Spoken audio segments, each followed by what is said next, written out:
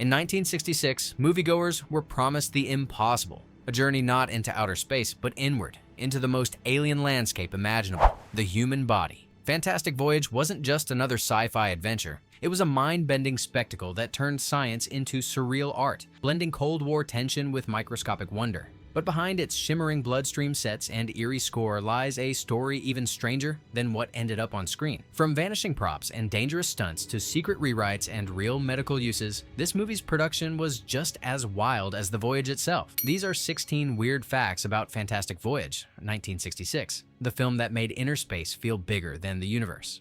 Number 1. The Crow That Stole a Submarine. During filming one of the miniature Proteus submarines, a detailed, expensive model used for special effects shots mysteriously vanished from the studio lot. The crew assumed it had been misplaced until they spotted a crow struggling to fly away with it in its claws. The bird had snatched the tiny craft right off the prop table, thinking it was shiny enough to be treasure. The incident caused a small panic among the effects team, since each model was hand-built and irreplaceable on short notice. Eventually, the bird dropped the Proteus somewhere on the back lot, but not before delaying production and leaving technicians shaking their heads. The story became a running joke on set that the first vessel to ever go rogue in Fantastic Voyage wasn't sabotaged by a spy, but hijacked by a bird. Even in a film about microscopic missions, nature still found a way to outsmart the scientists. For all I know, it could stand for the consolidated mobilization of delinquent females. Combined miniature deterrent forces.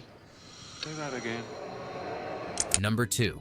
The submarine that existed in every size. To make the Proteus feel believable inside the human body, filmmakers had to create it in multiple scales, each used for a specific type of shot. There was a full-scale interior set large enough to fit the actors, a 5-foot version for close-ups, and a tiny 18-inch miniature for wide visual effects shots. Some scenes even used a 3-inch Proteus suspended on wires for the miniaturization sequence. Each model was built with extreme precision to match the others down to the smallest rivet. That meant if a smudge of paint or a scratch appeared on one, it had to be duplicated across every version, so continuity held up under the camera's scrutiny. The result was a visual illusion so seamless that audiences never noticed they were seeing half a dozen submarines stitched together by editing magic. On screen, the Proteus looked like one perfect vessel, a masterpiece of 1960s craftsmanship that could shrink, glide, and vanish into the unknown. You see, this craft is nuclear powered, all except for your wireless. All in all, quite a canoe. Number 3. The soundtrack with no melody. While most 1960s sci-fi films relied on lush orchestras or space-age theremins, Fantastic Voyage went in the complete opposite direction. Composer Leonard Rosenman filled the movie with dissonant tones, eerie clusters, and strange harmonics that never quite resolved into a melody. It wasn't meant to be hummed. It was meant to unsettle. Rosenman wanted viewers to feel trapped inside a living body, pulsing, irregular, unpredictable. Every cue echoed like a heartbeat or nerve impulse, creating the sense that the audience itself was part of the microscopic world. Studio executives initially hated it, worried moviegoers wouldn't understand music without a theme, but director Richard Fleischer fought to keep it. By the time the end credits rolled and a brief hint of melody finally appeared, it felt like a breath of oxygen after holding it for 90 minutes. The atonal score didn't just accompany the voyage, it became the bloodstream that carried it. Number 4. The book that came before the movie. Most people assume Fantastic Voyage was based on a novel by Isaac Asimov, but in reality it was the other way around. The film's script was written first, and Asimov was later hired to adapt it into a novel before the movie even came out. The catch? The studio wanted his book to hit shelves early as free publicity, so the world's most famous science fiction writer found himself racing to rewrite someone else's story, sight unseen. Asimov wasn't happy with the film's logic, especially one glaring issue: what happens to the Proteus after it's left inside the scientist's body? So he fixed it in his book, giving the submarine a scientifically tidy ending and patching plot holes the movie never bothered to explain. The novel went on to outsell the film's initial run, causing widespread confusion. Fans thought the movie was based on Asimov's story. In truth, it was a rare reversal, a blockbuster novel inspired by a movie that hadn't even premiered yet. What happens if we overstay?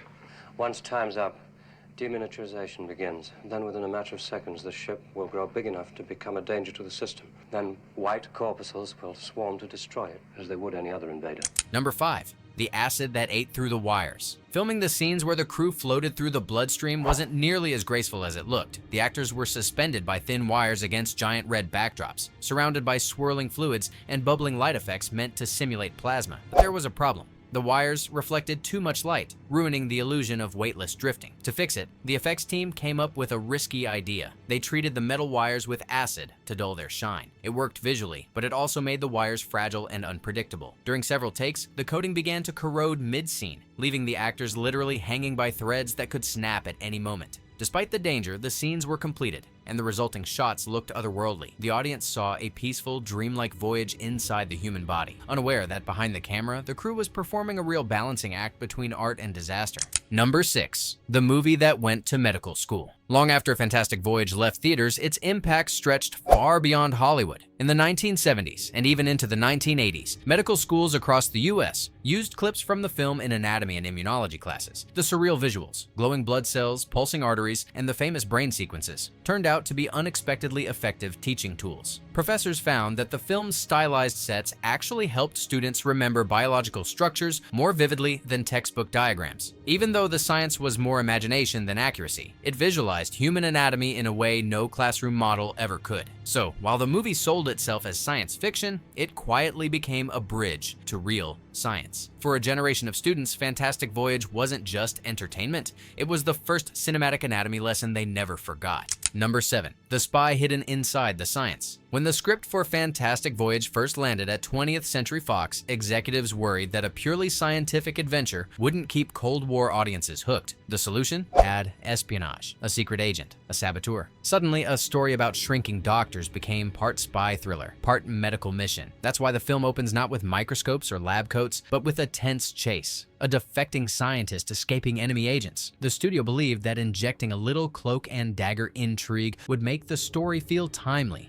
In an age obsessed with spies, secrets, and invisible enemies, the gamble paid off. The mix of science and sabotage gave Fantastic Voyage its pulse, turning what could have been a slow, sterile expedition into a high-stakes race through the bloodstream. Even at microscopic size, the Cold War was alive and well. If you're loving this dive into movie history, hit that subscribe button, because the weirdest facts are still coming. What you've seen so far is just the bloodstream. The real shocks are waiting deeper inside the brain of Fantastic Voyage.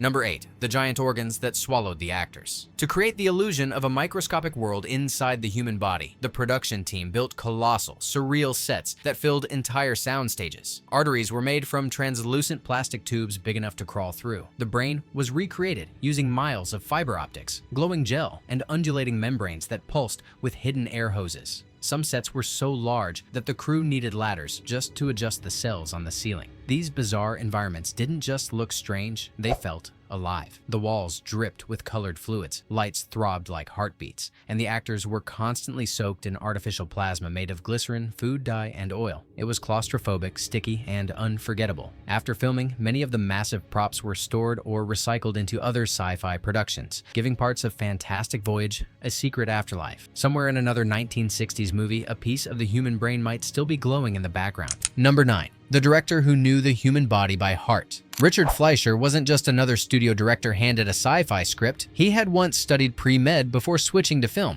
That early fascination with anatomy ended up shaping every creative decision in Fantastic Voyage. He insisted that the inner body world shouldn't look like outer space painted red. It needed to feel biological, organic, and strangely familiar. Fleischer worked closely with medical illustrators to design the sets, using actual microscope slides of tissues and blood samples as visual references. He wanted the arteries to pulse, the organs to shimmer, and the environment to feel both beautiful and terrifying, like being inside a living alien. That attention to anatomical realism gave the movie its hypnotic tone. While other sci-fi films of the era looked to the stars, Fleischer looked inward, proving that the human body could be as vast and mysterious as any galaxy. Number 10. The most expensive sci-fi film of its time. When production began in the mid-1960s, Fantastic Voyage carried a price tag that stunned the industry. Over $6 million, an enormous sum for a science fiction movie at the time. 20th Century Fox had just clawed its way out of the financial disaster of Cleopatra, 1963. Yet executives still approved the project, gambling that its microscopic spectacle would pay off. Every inch of the film cost money. Custom optical printers were built from scratch. Sets were so large that lighting them required entire entire warehouses of equipment. Even the visual effects lab had to invent new processes for layering live action with colored liquids and floating microprops. The gamble worked. Fantastic Voyage became one of Fox's biggest hits of the decade, winning 2 Oscars for its visuals and art direction. In an era before Star Wars or 2001, A Space Odyssey, it briefly held the crown as the most ambitious and most expensive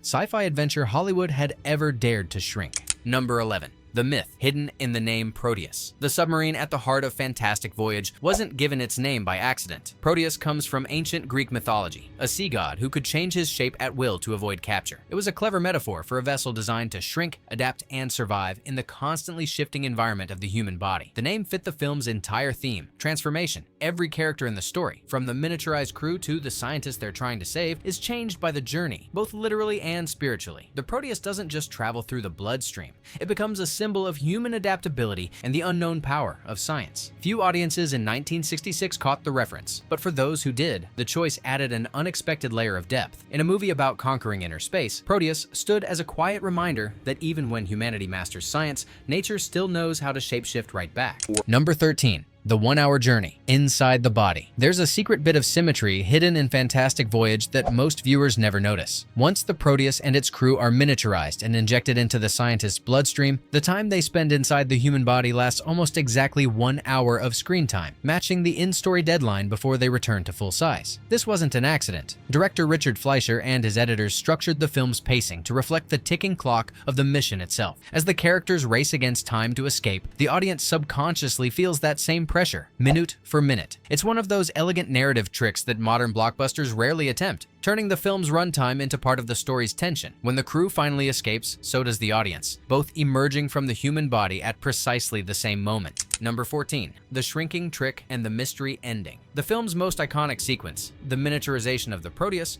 was achieved with ingenious practical effects. The crew built a series of progressively smaller models, from a 5-foot version down to a 3-inch replica, then filmed each one with changing lighting and camera speed to create the illusion of a continuous shrink. Smoke, lens flares, and optical composites completed the effect, all without a single computer in sight. But the real curiosity lies in the ending. When the surviving crew escapes, the submarine is left inside the patient's body. By all logic, it should have returned to normal size within minutes, instantly killing the scientist they just saved. The film simply ignores this, cutting to the credits before anyone can ask questions. Isaac Asimov couldn't stand that oversight. In his novelization, he rewrote the finale so the Proteus dissolves harmlessly before expanding. It was his way of giving science fiction a little more science, and saving the patient from an explosive ending the movie forgot to mention. Number 15. The antibodies that attacked Raquel Welch. One of the film's most famous moments, Raquel Welch being trapped by swarming antibodies, turned into a real-life nightmare for the actress. The antibodies were rubbery balloon-like props coated in a sticky organic slime to make them glisten under the lights. The problem? The goo wasn't movie magic. It was made from actual food proteins and enzymes that began to rot under the heat of the studio lamps. During filming, Welch found herself wrapped in the sticky mess for hours as crew members poked at the props from off-camera. She later broke out in a painful allergic reaction from the decaying material, forcing production to halt while she recovered. Ironically, the scene became one of the movie's most iconic images. The helpless crew member trapped inside the human immune system. For Welch, it wasn't just acting. She was genuinely fighting for air in a cloud of real biological chaos. Number 16. The sequel that never shrunk. After Fantastic Voyage became a box office hit, 20th Century Fox immediately began planning a sequel. Early drafts explored new destinations, not just inside a human body, but inside animal or even alien life forms. Concept artists sketched new submarines and bizarre microscopic worlds, but the project stalled when key crew members moved on and costs ballooned. For years, the idea resurfaced under different names, including Fantastic Voyage 2 and Microcosm. Even James Cameron was once attached to a modern remake, yet every attempt fizzled before cameras rolled. The reason? The original film's blend of Cold War intrigue and analog wonder was nearly impossible to replicate. Half a century later, Fantastic Voyage remains both a completed masterpiece and an unfinished promise. Hollywood has tried to shrink us again many times, but somehow nothing ever fits quite like that first microscopic adventure. Nearly 60 years later, Fantastic Voyage still feels like a dream that science almost caught up to. It mixed Cold War paranoia with pure imagination, wrapped in glowing arteries and shimmering red light. Every frame was a gamble, and every gamble paid off. Behind its clean white lab coats and futuristic gadgets were crows stealing submarines, acid-eaten wires, and sets that looked like fever dreams made real. The film didn't just explore the inside of the human body. It dove into the heart of 1960s ambition, when Hollywood still believed it could shrink the impossible into something we could see. And that's why Fantastic Voyage endures. It reminds us that the biggest adventures don't always happen in outer space. Sometimes they're hiding in our own veins.